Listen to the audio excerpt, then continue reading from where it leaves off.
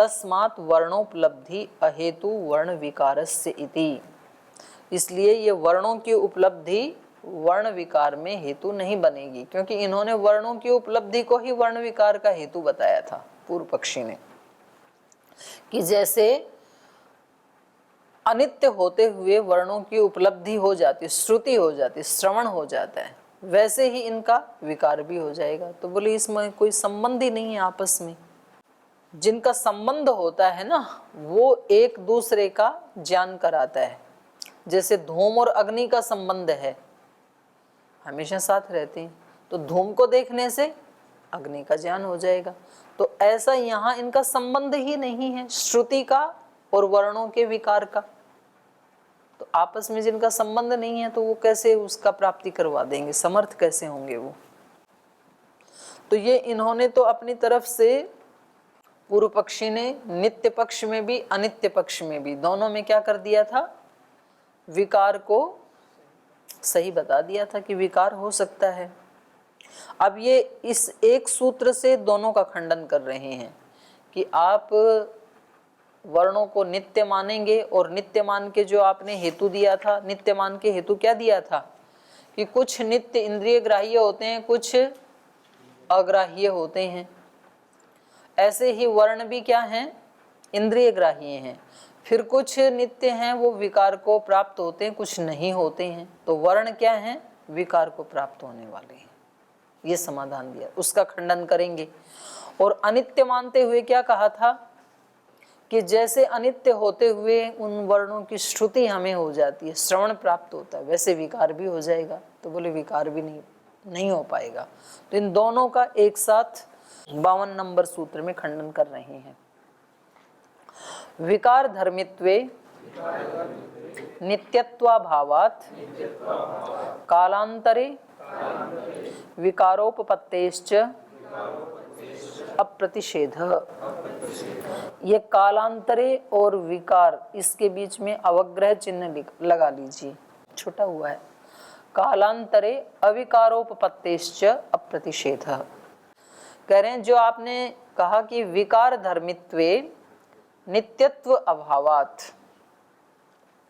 विकार धर्मित्व में आपने नित्यत्व अभावात् ये जो कहा था, नित्यत्व का अभावात् किसमें है, वर्णों में। तो ये नहीं हो पाएगा आपका। अप्रतिषेध माने आप उनके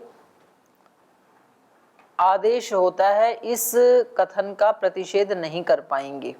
विकार धर्मित्वे, विकार धर्मी यदि मानते हैं वर्णों को, तो नित्यत्व अभावात्, फिर नित्यत्व का अभाव हो जाएगा, नित्य नहीं है। क्योंकि पूर्व पक्षी एक तरफ वर्णों को नित्य मानता है, दूसरी तरफ वर्ण विकार मान रहा है। तो ये कह रहे हैं विकार धर्मित्वे, यदि आप विकार धर्म वाला मान रहे वर्णों को, तो नित्यत्व अभावात्, तो फिर नित्यत्व का अभाव होने से होने लगेगा।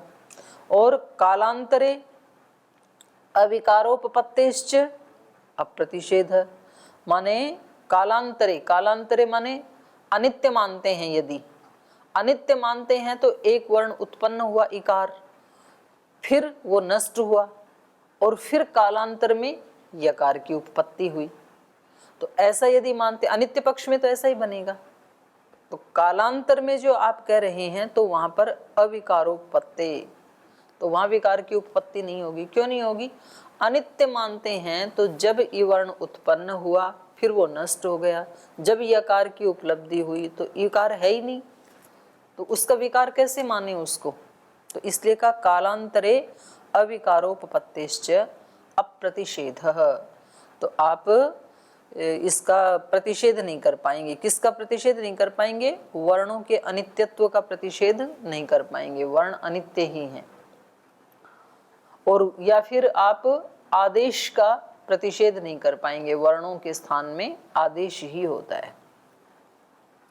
तद्धर्म विकल्पात इति न युक्त प्रतिषेध, जो आपने ये 49 नंबर सूत्र में दिया था ना, नहीं कहाँ दिया था, 50 में, नित्यानाम अतीन्द्रियत्वात् तद्धर्म विकल्पाच्च, उनके धर्मों का विकल्प होने से, तो बोलिए जो आपने कहा था वो युक्त नहीं है। तद धर्म विकल्पात इति न युक्तः। नित्य वस्तुएं कई प्रकार की होती हैं, तो उनमें वर्ण कैसे हैं, वर्णों में ये विकल्प है कि वो विकार को प्राप्त हो जाते हैं। ये जो आपने विकल्प दिया था ये युक्त नहीं है, न युक्त प्रतिषेध है। न खलु विकार धर्मकम किंचित नित्यम उपलभ्य इति वर्णोपलब्धिवत इति न युक्त प्रतिषेध। पहले इति तक ना पूर्ण विराम लगा लीजिए, ये पहले वाले का खंडन है, पहले वाले सूत्र का, जब ये नित्य मान रही थी। न खलु विकार धर्मकम किंचित नित्यम उपलभ्यते, क्योंकि विकार धर्म वाला कोई भी पदार्थ नित्य नहीं देखा जाता है। जब आप वर्णों में विकार मान रहे हैं तो नित्यत्व खंडित होगा। दूसरा, वर्णोपलब्धिवत इति न युक्त प्रतिषेध है। और जब आप वर्णों को अनित्य मान करके, और हेतु ये दिया था कि अनित्य होते हुए जैसे वर्णों की उपलब्धि हो जाती है, श्रवण हो जाता है, वैसे विकार भी हो जाएगा, तो ये आपका प्रतिषेध करना भी ठीक नहीं है, ये आपका प्रतिषेध भी युक्त नहीं है। अवग्रहे ही दधि अत्र इति प्रयुज्य चिरम स्थित्वा ततः संहितायाम प्रयुंक्ते दध्यत्र इति। बोले देखो हमारे पास दधि अत्र ये कैसी स्थिति में है, विग्रह की स्थिति में। अवग्रहे ही दधि अत्र इस स्थिति में है। दधि अत्र इति प्रयुज्य, ऐसा हमने प्रयोग किया, ऐसे हमने वर्णों को लिखा इस रूप में, दधि अत्र। और चिरम स्थित्वा, थोड़ी देर ये ऐसे ही रहा, संधि होने से पहले ऐसे ही रहा। ततः संहितायाम प्रयुंक्ते दध्यत्र, और संहिता में फिर हमने उसका प्रयोग क्या किया, दध्यत्र। तो कह रहे हैं चिर निवृत्ते च अयम इवर्णे यकार प्रयुज्यमान कस्य विकार इति। तो कह रहे हैं चिर निवृत्ते, चिर निवृत्ते माने जब तक ये दध्यत्र संहिता का प्रयोग किया और इकार के स्थान में यकार आया, उससे बहुत पहले ही इकार तो नष्ट हो चुका, वो तो थोड़ी देर स्थित रह करके और नष्ट हो गया, अनित्य मानोगे तब। तो अब ये जो प्रयुज्यमान यकार है ये किसका विकार है, क्योंकि विकार होने वाला तो कोई बचा ही नहीं। अवग्रहे ही दधि अत्र इति प्रयुज्य चिरम स्थित्वा तथा संहितायाम प्रयुंक्ते दध्यत्र चिर निवृत्ते च अयम इवर्णे। ये जो इवर्ण था ये तो चिरकाल पहले ही निवृत्त हो चुका है। उसके निवृत्त होने पर, चिरकाल का मतलब है यहाँ पहले से ही, ऐसा नहीं कि बहुत लंबा अरसा है, ऐसे नहीं कह रहे, पर उसकी दृष्टि से कह रहे हैं। चिर निवृत्ते माने पहले से ही निवृत्त हुआ, अयम इवर्णे इस इवर्ण के निवृत्त होने पर प्रयुज्यमान यकार है। ये जो प्रयुज्यमान यकार है दध्यत्र में, कस्य विकार है इति, ये किसका विकार है, इति न प्रतीयते, यहाँ न लगा लीजिए, तो ये नहीं पता चल रहा है, अर्थात ये इकार का विकार नहीं है। कारणाभावात् कार्याभाव इति, क्योंकि इसका कोई यकार का कारण तो मिल नहीं रहा है, और जब कारण नहीं है तो कार्य भी नहीं होता है। इति अनुयोग प्रसज्यते, तो ये जो है निंदा का आक्षेप आपके ऊपर आने लगेगा, अनुयोग होने लगेगा आप पे। इतश्च वर्ण विकारानुपपत्ति, और हेतु दे रहे हैं वर्णों में विकार क्यों नहीं हो सकता है, क्यों अनुपपत्ति है। प्रकृत्य नियमात, प्रकृत्य नियम के होते हुए, प्रकृत्य नियम के होते हुए माने प्रकृति से जो संबंधित है उसको कहेंगे प्रकृत्य। तो प्रकृति का नियम है इस संसार में। प्रकृति का क्या नियम है, जो किसी पदार्थ की प्रकृति है वो हमेशा उसकी प्रकृति ही बनी रहती है, वो विकृति होके विकृति कभी प्रकृति नहीं बनती है, ये नियम है। जैसे मिट्टी है वो घड़े की प्रकृति है, तो घड़ा बन के और अब घड़ा मिट्टी की प्रकृति बन जाए, ऐसा उल्टा कभी नहीं होगा। प्रकृति है वो प्रकृति ही बनी रहेगी, विकृति है वो विकृति ही बनी रहेगी।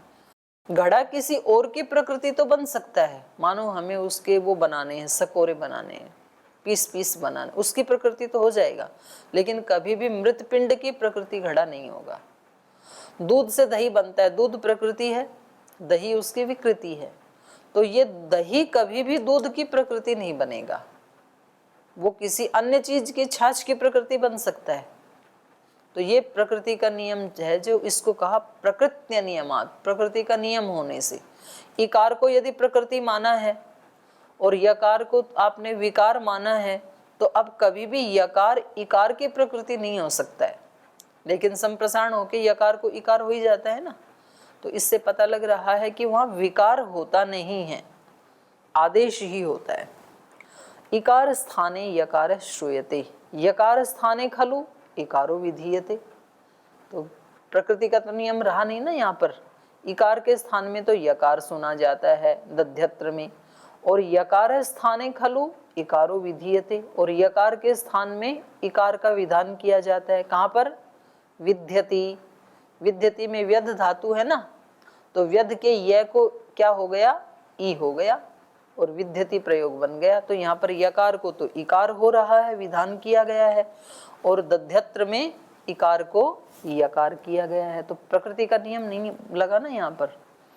तद यदि स्यात् प्रकृति विकार भाव वर्णानाम, तो कह रहे हैं यदि इन वर्णों में तद यदि स्यात् प्रकृति विकार भाव, प्रकृति का विकार होता है, ये भाव यदि होता दूध दही आदि की तरह, तो तस्य प्रकृति नियम स्यात्, तो फिर प्रकृति का नियम होता। एक बार जो यकार बन गया तो वो दोबारा इकार नहीं हो सकता था विध्यति में, लेकिन ये तो हो रहा है। दृष्टो विकार धर्मित्वे प्रकृति नियम इति, तो लेकिन यहाँ विकार धर्मित्वे, विकार धर्मी यदि मानेंगे तो प्रकृति नियम इति दृष्ट है, तो ये प्रकृति नियम देखना पड़ेगा।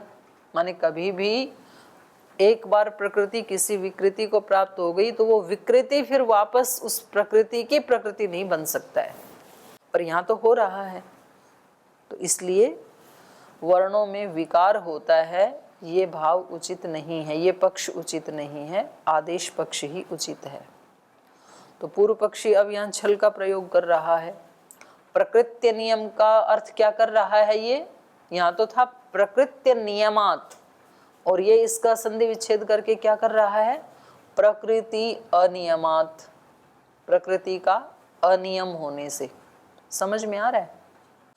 तो कह रहे हैं प्रकृति का अनियम है, तो इसलिए अनियमे नियमात ना नियम। बोले जब प्रकृति में अनियम है, कोई भी किसी की प्रकृति बन सकती है, तो अनियमे नियमात, अनियम का ही नियम बन गया। मतलब यही नियम बन गया कि कोई भी किसी की प्रकृति बन सकता है। दूध दही की प्रकृति बन सकता है, दही दूध की भी प्रकृति बन सकता है, यही नियम है। क्योंकि अनियम हो गया ना, इकार यकार की प्रकृति बन सकता है, तो यकार इकार की भी प्रकृति बन सकता है। इसी सूत्र को छल से दूसरे ढंग से प्रस्तुत करते हुए कह रहा है प्रकृति अनियमात, अनियमे नियमात, अनियम में नियम होने से, जो आप ऊपर अनियम कह रहे हैं प्रकृति का अनियम, तो यही नियम हो गया। तो ये नियम होने से न अनियम, अनियम तो रहा ही नहीं, हम तो नियम का ही पालन कर रहे हैं। आपने ही कहा कि प्रकृति में कोई नियम नहीं होता है, तो वो जो अनियम है वही हमारे लिए नियम है, हम तो उसी का पालन कर रहे हैं। तो इसलिए हमारे यहाँ कभी इकार को यकार हो जाता है, तो कभी यकार को इकार हो जाता है। कभी दूध से दही बन जाता है, तो हमारे यहाँ कभी दही से दूध भी बन जाता है। यो हम प्रकृति अनियम उक्त स नियत, तो जो आपने प्रकृति में अनियम कहा है तो वो तो नियत है।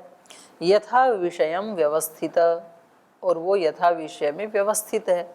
नियतत्वात् ना नियम इति भवति, तो वो नियत होने से वो नियम है ही, अनियम तो होगा ही नहीं। एवं सति अनियमो नास्ति, तो ऐसा कहने से अनियम नहीं है। तत्र यदुक्तम प्रकृत्य नियमात इति एतत् अयुक्तम इति, तो कह रहे हैं ये जो आपने कहा था प्रकृति अनियमात, तो आपको अनियमात नहीं कहना चाहिए था, क्योंकि यही नियम है, मतलब उल्टा उन्हीं को समझा दिया। प्रकृत्य अनियमात इति एतत् अयुक्तम, ये आपका कथन ठीक नहीं है। तो अब ये उसको उत्तर दे रहे हैं सिद्धांती, बोले भाई इतना ज़्यादा छल मत करो, आपके छल को हम जान रहे हैं। नियमा नियम विरोधात् अनियमे नियमाच्च अप्रतिषेधः। कह रहे हैं नियम अनियम विरोधात, नियम और अनियम का विरोध होने से आप अनियम को नियम नहीं बना सकते हैं। अनियम का मतलब क्या होता है? नियम का अभाव, और उसको ही आप नियम की सत्ता बना रहे हैं, तो ये उचित नहीं है। नियम अनियम विरोधात, अनियमे नियमाच्य, इसलिए अनियम में आप नियम की बात कर रहे हैं, तो ऐसा करने से अप्रतिषेध, आप हमारा प्रतिषेध नहीं कर सकते हैं, मतलब छल का प्रयोग करके, और आप हमारे आदेश पक्ष के सिद्धांत का प्रतिषेध नहीं कर सकते हैं, सिद्धांत का प्रतिषेध नहीं कर सकते हैं। नियम इत्यत्र अर्थ अभ्यनुज्ञा, नियम शब्द जब हम बोलते हैं तो वहाँ पर क्या है? अर्थ अभ्यनुज्ञा, किसी अर्थ का हमें बोध हो रहा है ना। हम कहें कि भाई यहाँ पर ये नियम है, गुरुकुल का एक नियम है, तो ये कहने से क्या बोध हो रहा है? किसी चीज का बोध हो रहा है, किसी अर्थ का बोध हो रहा है कि भाई कुछ ना कुछ तो यहाँ बना रखे होंगे ऐसे रूल्स। तो कहा नियम इत्यत्र अर्थ अभ्यनुज्ञा, नियम जहाँ कहा जाता है तो वहाँ पर अर्थ की अभ्यनुज्ञा होती है, माने किसी भाव पदार्थ का बोध होता है। अनियम इति तस्य प्रतिषेध, और जब अनियम ऐसे बोलते हैं तो किसी भाव पदार्थ का प्रतिषेध में दिखता है कि भाई यहाँ कुछ भी नहीं है, अभाव जैसे लगता है ना। अनुज्ञात निषिद्धयोश्च व्याघातात् अनर्थांतरत्वं न भवति, तो अनुज्ञात और निषिद्ध इन दोनों में तो विरोध है। स्वीकृति और निरोध, निषिद्ध, विधि और निषेध, विधि और निषेध में क्या है? व्याघात, विरोध होने से। अनुज्ञात निषिद्धयोश्च, विधि या स्वीकृति और निषेध में व्याघातात्, विरोध होने से, अनर्थांतरत्वं न भवति, उनमें समानता नहीं हो सकती है। वो दोनों माने नियम और अनियम, इन दोनों में समानता नहीं हो सकती है। अनियमश्च नियतत्वात् न नियमो भवति इति, बोले जो अनियम है उसको आप नियत होने के कारण नियम बता रहे थे, तो वो अनियम कभी नियम नहीं हो सकता है। पहले भी बात आई थी ना ये, उसमें प्रत्यक्ष के उसमें क्या आया था? शब्द वाले में ही तो आया था, व्यवस्था में। नहीं, व्यवस्था, उपलब्धि अनुपलब्धि की अव्यवस्था, तो बोले अव्यवस्था ही व्यवस्था है, तो ऐसा ही प्रसंग है ये कह रहे हैं अनियम ही नियम है, तो ये कह रहे हैं अनियमश्च नियतत्वात् न नियमो, अनियम नियत होने से नियम नहीं बन जाता है। अनियमश्च नियतत्वात् न नियमो न भवति इति, अनियमश्च नियतत्वात् नियमो न भवति इति, अनियम जो है वो अनियत होते हुए नियम नहीं बन जाता है। न अत्र अर्थस्य तथा भाव प्रतिसिध्यते, तो कह रहे हैं यहाँ पर अर्थस्य तथा भाव न प्रतिसिध्यते। अर्थस्य तथा भाव क्या है यहाँ पर? प्रकृति नियम का नियतत्व, यही तो अर्थ भाव था यहाँ पर। तो प्रकृति नियम का जो नियतत्व है, हमने ये कहा है कि भाई प्रकृति हमेशा प्रकृति ही रहती है, प्रकृति और विकृति में विकृति कभी भी प्रकृति की प्रकृति नहीं होती है, इस नियम के नियत होने से, तो उसी को कह रहे हैं न अत्र अर्थस्य तथा भाव प्रतिसिध्यते। तो ये जो प्रकृति के नियतत्व का जो नियम है उसका प्रतिषेध नहीं किया जा सकता। तो किम तर्हि तथा भूतस्य अर्थस्य नियम शब्देन अभिधीयमानस्य नियतत्वात् नियम शब्द एव उपपद्यते। तो कहा तो क्या हो रहा है यहाँ पर?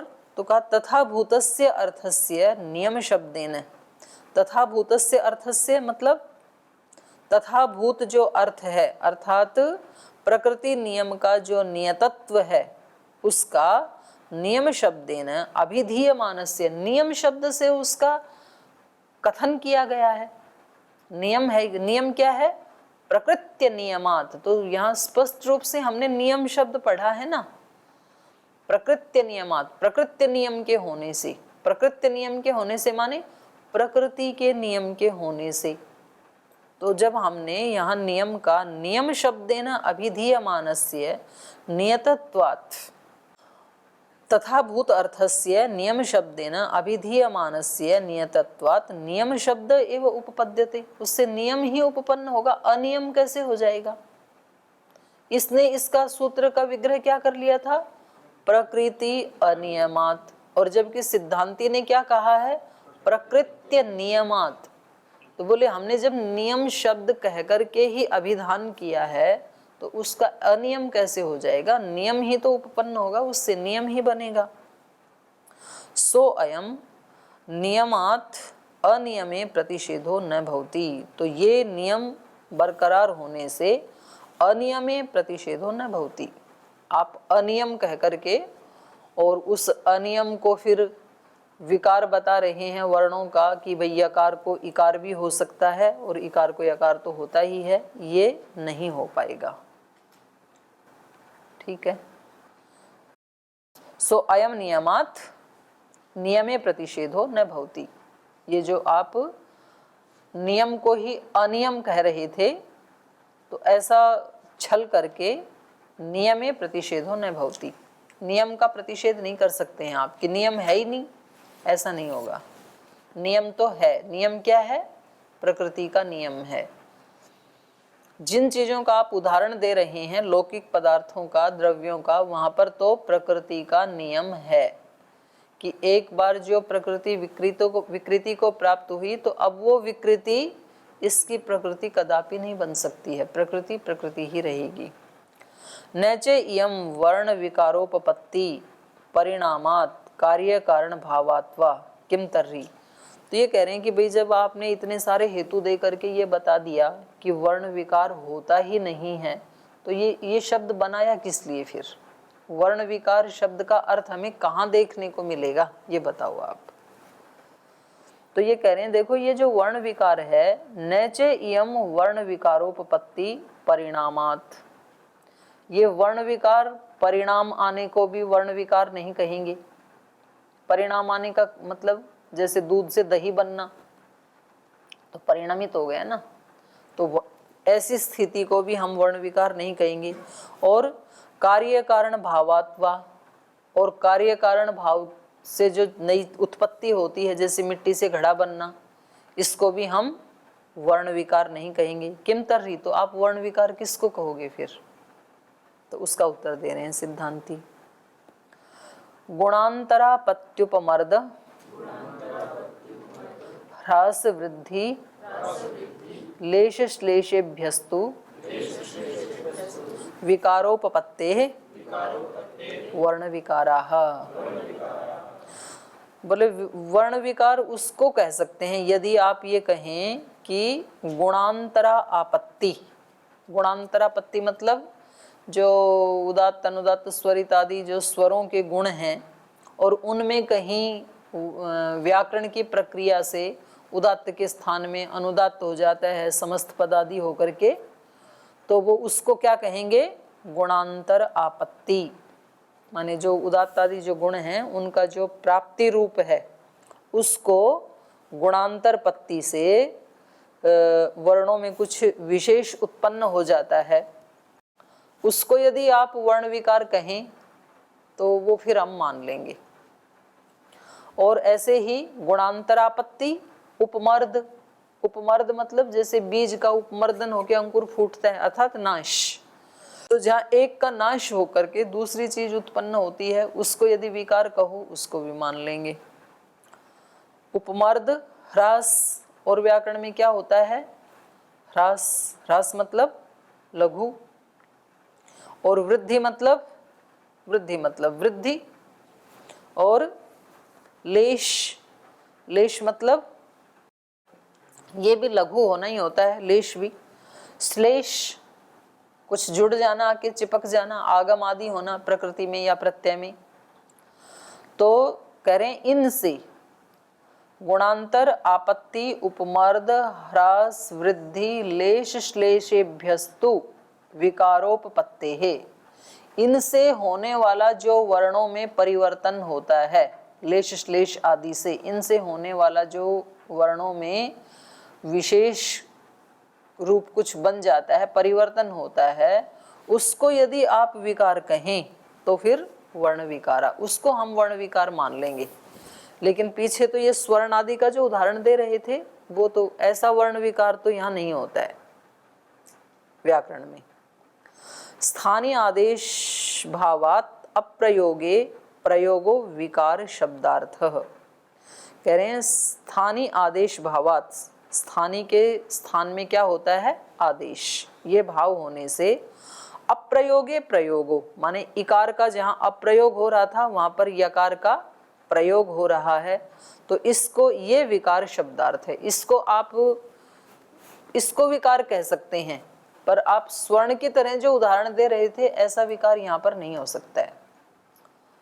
स भिद्यते गुणांतरापत्ति, स मतलब वो विकार जो है वो भिद्यते, वो भिन्न है, और गुणांतरापत्ति ही ये अलग है। उदात्तस्य अनुदात्तः इत्येवम् आदि, कहीं उदात्त की प्राप्ति हो रही थी और वहां पर फिर वैयाकरण प्रक्रिया से ही अनुदात्त स्वर हो गया, तो ये इस तरह का यहाँ पर होता है। उपमर्दो नाम एक रूप निवृत्तौ रूपांतरो उपजन। उपमर्द किसको कहते हैं, एक रूप की निवृत्ति होती है और रूपांतर की उत्पत्ति होती है। तो जैसे अस्तिर भू आदि कुछ कहेंगे। ह्रास दीर्घस्य ह्रस्व, ह्रास उसको कहते हैं जहाँ दीर्घ को ह्रस्व हो जाता है, उसी को ह्रास कहते हैं। वृद्धि ह्रस्वस्य दीर्घः, वृद्धि उसको कहते हैं जहाँ ह्रस्व को दीर्घ हो जाए। तयोर वा प्लुतः, या फिर ह्रस्व और दीर्घ को प्लुत हो जाए उसको भी वृद्धि ही कहेंगे। लेशः लाघवम, लेश लाघव को कहते हैं, जैसे स्त अस्ति स्तः, स्तः इति अस्ते विकार, तो द्विवचन में हो जाता है ना, अस्ति स्तः। श्लेष आगमः, श्लेष आगम को कहते हैं, कुछ नया जुड़ जाता है तो प्रकृते है प्रत्यस्य वा, प्रकृति में भी जुड़ जाता है, जैसे ईदित धातुएं हैं तो नुम आदि आ जाते हैं वहाँ पर, और प्रत्यय में भी नुट आदि हो जाते हैं, तो प्रकृते प्रत्ययस्य वा। एते एव विशेषा विकारा इति, एते एव आदेशा, तो बस ऐसे ही विकार व्याकरण में होते हैं, एते एव आदेशा, और ये ही आदेश होते हैं। एते चेद विकारा, यदि आप इस परिवर्तन को ही विकार कहते हैं तो उपपद्यन्ते तर्हि वर्ण विकारा, तो फिर वर्ण विकार आप कह सकते हैं, लेकिन परिणाम रूप और कारण कार्य रूप जो विकार हैं वो वर्णों में नहीं होते हैं। इति अष्टादशभिः सूत्रैः शब्द परिणाम प्रकरणम। तो ये 18 सूत्र तक चलाइए कि विकार होता है कि आदेश होता है, तो पूरा आपको व्याकरण की यात्रा करवा दी है। तो समय हो गया, आज यहीं विराम लेते हैं।